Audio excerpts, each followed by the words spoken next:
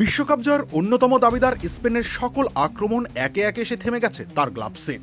ভজিনহা যেন একাই খেলেছিলেন স্পেনের পুরো 11 জনের বিপক্ষে। 2026 ফিফা বিশ্বকাপে স্পেনের মতো পরাশক্তিকে গোলশূন্য ড্রয়ে রুখে দিয়ে ফুটবল বিশ্বকে স্তব্ধ করে দিয়েছে প্রথমবারের মতো ফুটবলের সবচেয়ে বড় মঞ্চে নামা পুচকে দল কেপ ভার্দে। আর এই রূপকথার মহানায়ক 40 বছর বয়সী গোলরক্ষক ভজিনহা।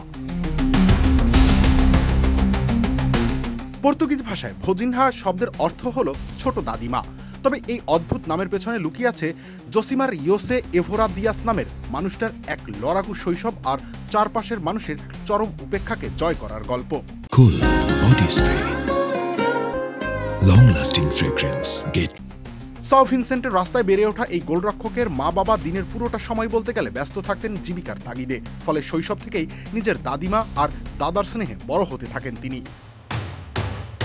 ছোটবেলায় এলাকার বড় ছেলেদের সাথে ফুটবল খেলার সময় হারতে কখনোই পছন্দ করতেন না এই লড়াকু বালক। মার খেয়ে যখন রেগে বাড়ি ফিরতেন, অন্য বাচ্চারা উপহাস করে বলতো সে নিশ্চয়ই এখন তার দাদিমার কাছে নালিশ করতে যাচ্ছেন।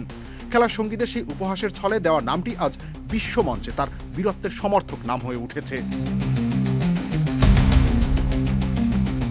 যদিও পেশাদার ক্যারিয়ারের শুরুতে ভজিনহাকে ডাকা হতো জাসিমার, অর্থাৎ তার মূল নামে।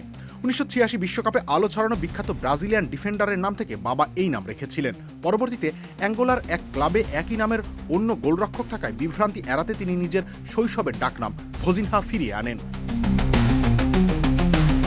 কেপ ভার্দের গোলের অতন্দ্র প্রহরী ইউরোপের সাইপ্রাস, স্লোভাকিয়া, মালদোভা ও পর্তুগালের বিভিন্ন ক্লাবে বছরের পর বছর নিজের দক্ষতার প্রমাণ দিয়ে এসেছেন। 2024 সালে পর্তুগিজ ক্লাব সাভেসে যোগ দিয়ে খেলা চালিয়ে যেতে থাকেন।